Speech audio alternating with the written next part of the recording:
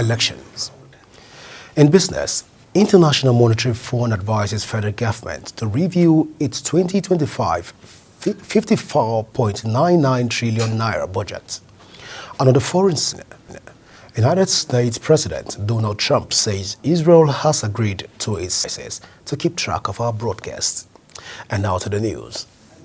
The Senate has resolved to amend the Bureau for Public Procurement. Leading the debate on the motion, Senator Suleiman Omar Sadiq, APC Kwara North, noted that despite the existing local content policies, indigenous firms, Senator Sadiq urged his colleagues to support the motion to ensure local contractors are engaged to significantly enhance community participation, job creation, and increase.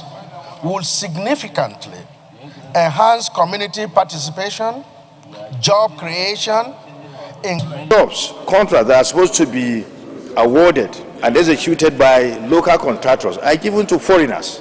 It's not as if we don't like foreigners, but no, people should not remain jobless. Supporting the motion, Senators Sani Musa APC Niger East and Abdul Ningi PDP Bauchi Central urged the BPP to ensure local contractors are engaged in executing federal government contracts. Other senators Ademo Aleru APC Kebbi Central, Jibril Barrow Kano Central, Adams Oshomole APC Edo North, and Solomon Olamilekon APC Ogun West called for the amendment of the acts that establish BPP and local content to remove sections of the acts that provide the use of foreign contractors in handling local contracts. All we need to do is to ask BPP to adjust their requirements so that everyone will be able to at least gain. President Bola Tinubu has called on Nigerians and people of African descent around the world to forge stronger bonds of unity, collaboration and innovation to build a future rooted in honor, dignity and progress for the black race. Speaking at a dinner reception held in his honor by the Prime Minister St. Lucia, Philippe Pierre, President Tinubu declared that the historical dispersal of Africans through slavery and colonization must not hinder the modern black world from uniting and shaping a brighter future. Addressing an audience that includes St. Lucia officials and members of the Nigerian community on the island, some of whom have lived there for over 30 years, President Bola Tinubu reaffirmed his Afrocentric convictions and belief in the resilience and industrialness of black people globally. In a significant development, Nigeria's opposition coalition has officially adopted the African Democratic Congress as its platform for the 2027 election. A former Chairman Ralph Nwosu stepped down in favor of new leadership pledging his ongoing support. The Nigerian Senate has confirmed nominees for the Nigerian Law Reform Commission, NLRC, following President Bola Tinubu's reforms on June 2025 nominations. Dekas was nominated as chairman and Uchenna Okolocha and Fatima Akali as commissioners. However, Fatima Akali, who was nominated to represent the Northeast region, declined the appointment and communicated a rejection to the presidency. Our correspondent Kika Lomo Okeri has the details.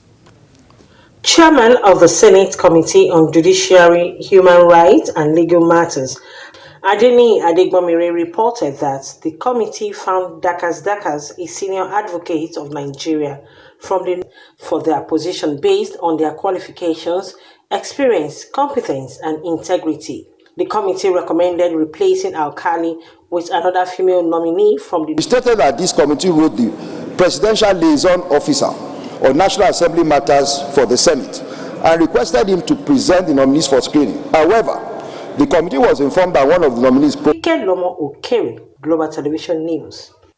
Chairman... The House of Representatives resolved to step down all bills transmitted from the Senate for concurrence, following what lawmakers describe as consistent disregard by the Red Chamber for over 16.4 kilometers of Shafa War College, Checkpoint Road in Buhari Area Council. President Tinubu, who was represented by Kashim Shettima, the vice president, says the inauguration forms part of a wider 17-day ceremony across Abuja, including nearly 150 kilometers of new roads in satellite towns, reinforcing Tinubu's renewed hope. FCT Minister Nyesom Wike thanked President Bola Tinubu and reaffirmed that connecting these key sites will enhance travel as well as open up new prospects for farming, education and commerce in outlying qualities.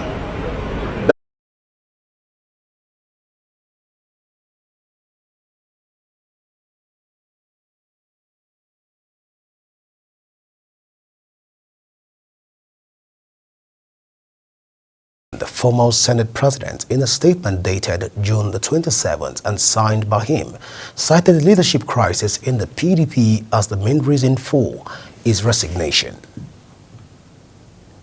And meanwhile, the Senate has taken a significant step towards promoting green mobility and local manufacturing with the adoption of Senator Orji Uzor Kalu Electric Vehicle Transition and Green Mobility Bill 2025. The bill, which passed its first reading, seeks to state that the proposed legislature is designed to position Nigeria as a regional leader in clean energy transportation while boosting industrial capacity, adding that it is about to Minister Foundation for Democracy, WFD, has raised the alarm over increasing costs of politics in Nigeria. This follows the release of a comprehensive electoral timetable by the Independent National Electoral Commission for the 2025 and 2026 election, including 5 major elections and the nationwide resumption of continuous voters registration.